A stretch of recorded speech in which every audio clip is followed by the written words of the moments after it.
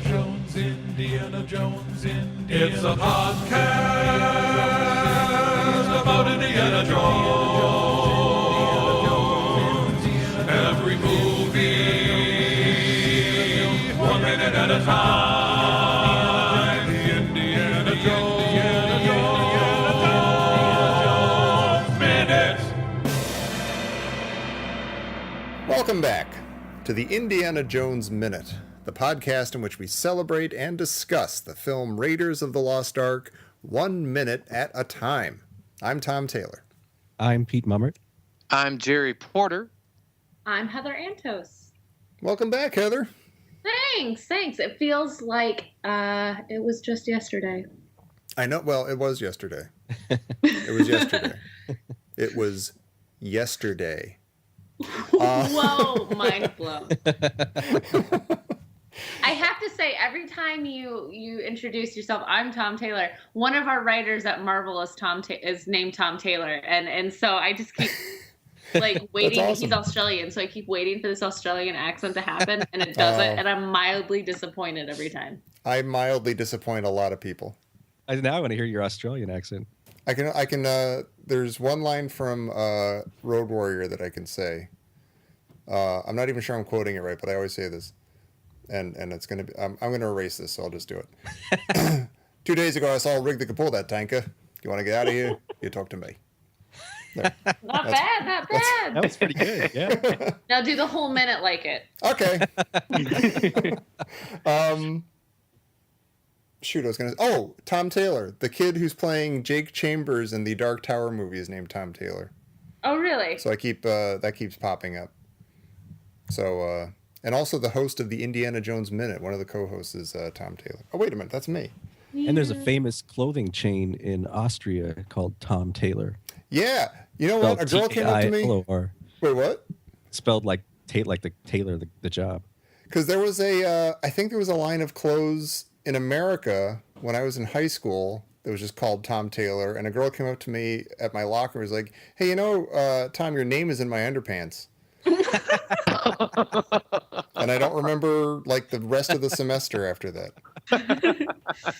I woke up in a daze thinking about Raiders of the Lost Ark. Yeah. I ran away trying to figure out what happened to Indy's hat.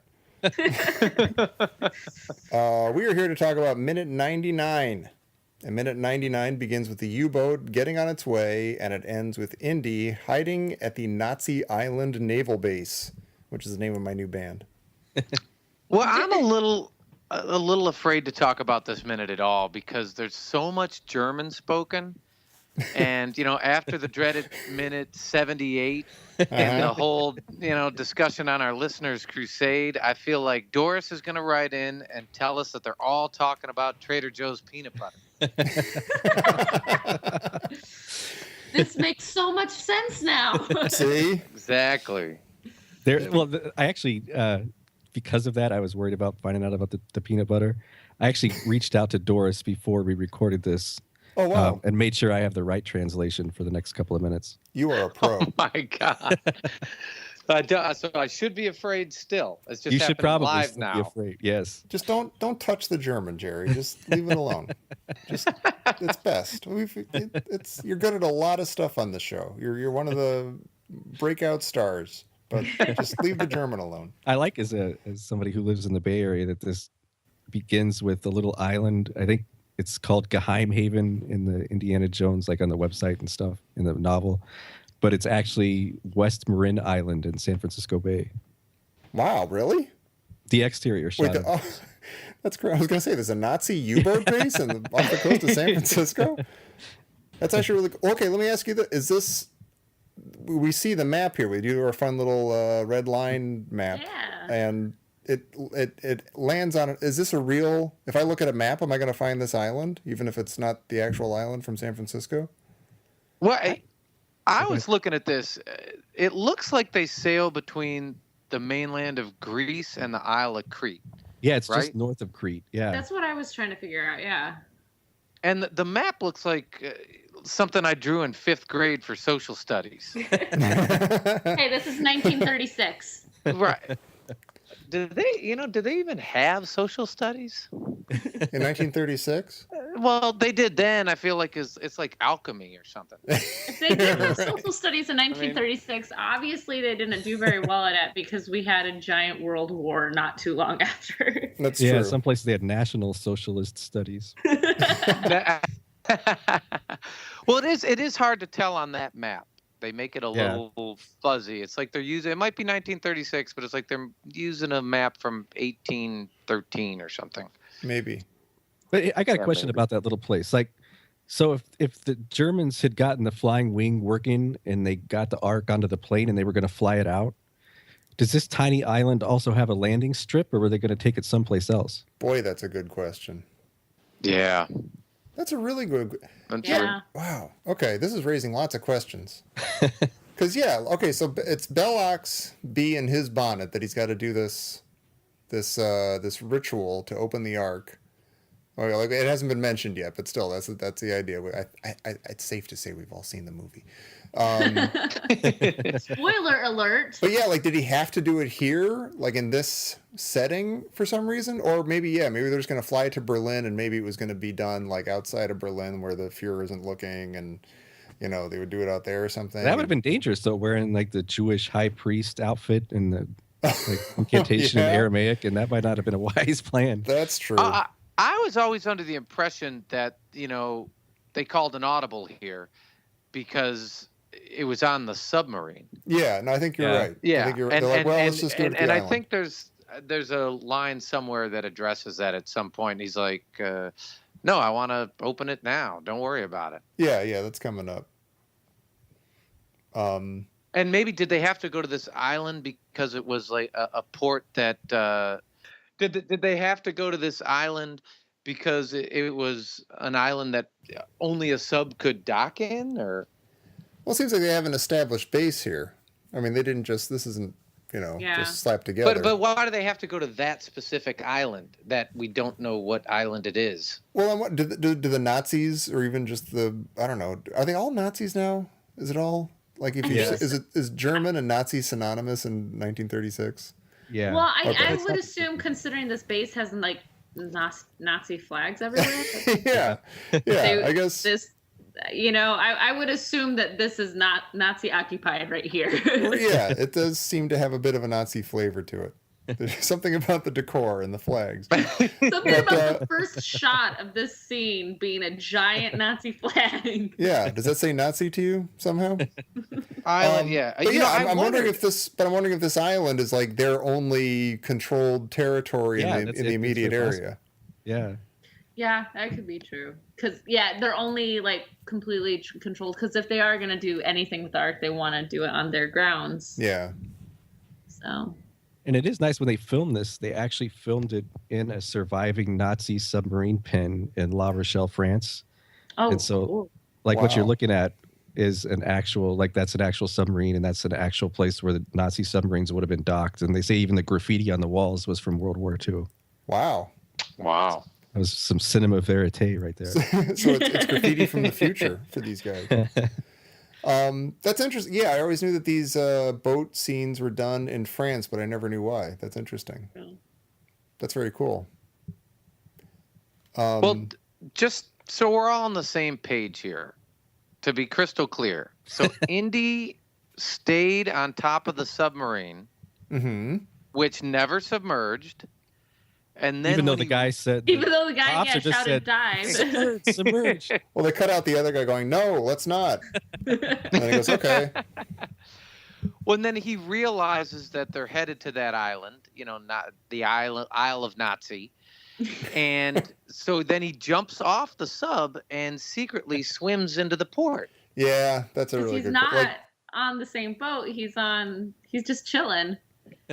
Yeah, he's already there. Like, even if people always get freaked out about like, oh, how did he survive on a submarine that probably went underwater and stuff? Like, how did he get in the port? Yeah, how did he? Like, how did he? Like, it's not Michael Phelps. That's more maybe Ryan Lochte. Like, how did he get there before the submarine? That's pretty. Pete, you're dating us. No, he's been in the news since the Olympics back in 2016, right? That's right. This is before he won He was 2012 when he tried to trademark his catchphrase at the last Olympics. Oh my God. Well, I mean, we Brian agree Lochte that news. that's the story, right? Well, there's an entire that's what we're- deleted scene here, and there's actually a little remnant of this deleted scene in the actual movie.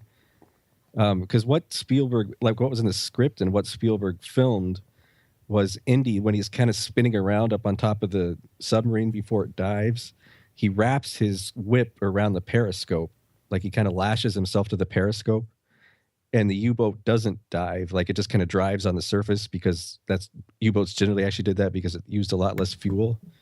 And so he's just lashed to the periscope the entire way as they're driving around.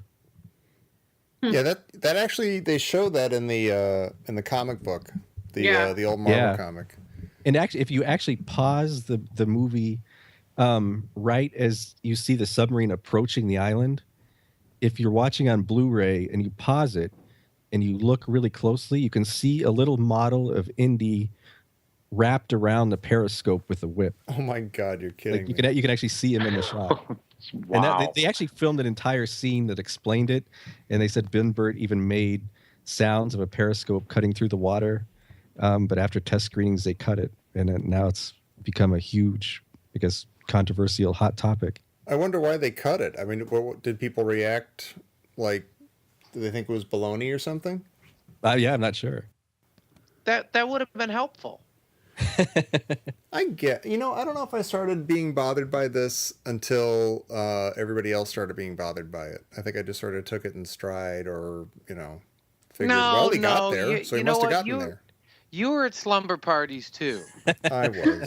Yeah, I was thinking about his hat. That whole, oh yeah, well, how did he get then from the submarine? Because submarines sink. Submarines go underwater. Yeah. Indy's dead. Hey Taylor, I got your name in my underwear. Go back to making underwear, Taylor. You don't know anything about Indiana Jones. By the way, I knew a lot about Indiana Jones, and I knew a lot about Star Wars, and there were a lot of kids in my grade who didn't, and they thought they did. And they would misquote things all the time, and I'd have to correct them. And So what were your theories? Like, I always thought he climbed into the boat somehow and hid in the boat. But I think that's what I kind of thought too, but I didn't, even if I couldn't, explain that at all. I couldn't tell you how that would have happened, but that's kind of what I was thinking. Well, and this is what I'm wondering too, because so you see that trail, where they travel on the map. I would say, and I'm no, map expert here, but that looks like more than a day's travel. Yeah. That's some Samuel Coleridge stuff. Like you're dying of thirst. You've got seagulls pecking at your eyes. You'd be in bad shape. One man went into the water. One man came out of the water. We delivered the bum. I agree. The narrative I told myself to go to sleep was that he somehow got into the sub. Yeah. Yeah, but then how did he get in the sub and then stay hidden and still not die of thirst? Yeah. Or just I don't know. Yeah. Or just stay hidden. If you open the door when the sub is sinking, oh wait, shut that. Yeah. I'm totally distracted because I'm trying to think of how that would have worked. I mean, I guess it didn't. I guess we're saying that's not what I don't know. Maybe he's just driven. He's driven enough to ditch Marion Ravenwood whenever he can, and he's driven enough to stay alive without food or water for days. Yeah, but the sad truth is we're all still awake. Yeah, that's true. We're never getting to sleep. Well, are we? Or are we actually all in carbonite right now?